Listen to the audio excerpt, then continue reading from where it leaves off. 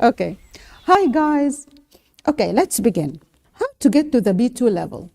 It will immensely help to know first how languages are learned. Two things need to happen to learn any language. Studying the language, yes, and absorbing the language naturally. In other words, learning versus acquisition. Let's remember how any child in your family was able to speak the first words and then develop that to complete sentences about their feelings and desires. They didn't learn that language with a pen and a paper, but from people around them. That's called acquisition, which is sponging up the language without intentional studying of the language. Acquisition is far more effective when speaking a new language. Learning, on the other hand, is making a decision to study something like grammar rules or new words. And don't get us wrongly, learning is not bad. It's key to refine this language through reading and writing. That's a reason why kids eventually learn these two skills. So, to learn English, you need a mix of acquisition and learning. Okay. How to acquire the language? Immerse yourself in English. Turn everything on your phone to English. Watch or listen to whatever you like in English, be it fashion, sports, cooking, your field of work. Turn on captions on YouTube to help you understand through subtitles, or listen to podcasts with scripts. Play any source of English in the background while walking, driving, or even cleaning. And be patient. It does take time to learn a new language. As for learning, here is what you need to do. First, take a credible placement test to know your level. Go to a center or take an online one. We have some for you in the description box below. Why is this important? This will help you choose the suitable materials for you. We don't want learning to be too challenging so that it discourages you, or too easy that it bores you. Second, you have to know yourself as a learner. Are you the kind of person who commits to a study plan? Or do you have to join a course to keep the motivation going? Or both? If you don't know which type you are, try sticking to a study plan for a month before enrolling in any course. So, what activities to include in your study plan? You can find loads online, and we'll recommend some activities that improve more than one skill at the same time.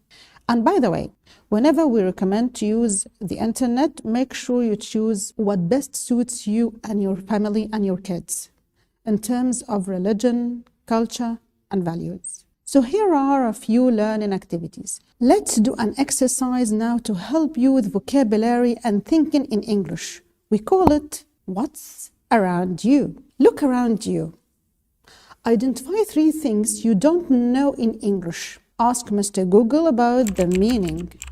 Practice the pronunciation. Door hinges. Write your new words in a notebook and add 3 words per day, and use each new word to make a sentence of your own imagination. Tell us now in the comments a new word you found around you. Door hinges. Door hinges. Door hinges. Door hinges. Door hinges. Another activity, tongue twisters.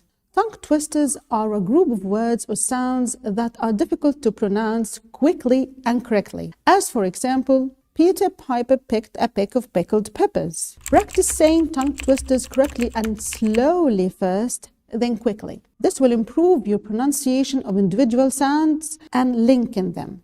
The third activity is the mirror exercise. Choose a video of a speaker you really like the accent of and you want to speak like. Focus on the first sentence only in the video, and keep copying it in exactly the same pronunciation, volume, speed, mouth movements, and body language. Take a couple of days or a week to get the first sentence right. Once you finish the first sentence, move on to copying the second. Once you finish the second, go to the third, and so on. This will change your mouth muscles into English mouth muscles. This way it will be far easier to speak like natives. Fourth activity, Find an audiobook that suits your level and read loudly with the narrator. You will learn and improve your pronunciation, vocabulary, reading, and even writing. Go tell a friend what happens in that book. That will improve your fluency of speaking and grammar because you will use narrative tenses to retell the story. Choose a topic that you want to speak about. This can be a place you want to visit in the future, a vacation you spent with your family in the past, or whatever. Start recording yourself speaking about the chosen topic. You'll find yourself missing some words in English to deliver your ideas. Google these words, copy the pronunciation, record yourself again using your new words. You can use these websites for inspiration on what topics to use for practicing. esltopics.com or esldiscussions.com. Long story short, make use of any opportunity to practice English. Join free conversation classes online or face-to-face. Use applications like Elsa or Cambly. Talk with your friends or your teachers. Speak English, make it happen, and be brave. Who doesn't make mistakes? We strongly recommend you find a language friend to take the journey with. Someone to check with when you finish a task or to motivate you and keep you on track. It really makes a difference. Set a study plan for yourself and choose activities you like. And make sure to make this plan realistic, not too ambitious. I mean by that to plan for your worst condition, not your best one. We hope that you now understand that there are two important elements for getting better at a language.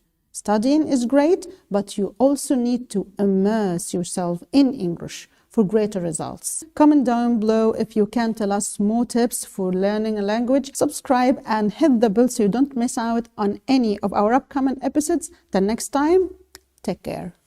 Door hinges. Door hinges. Door hinges. Door hinges.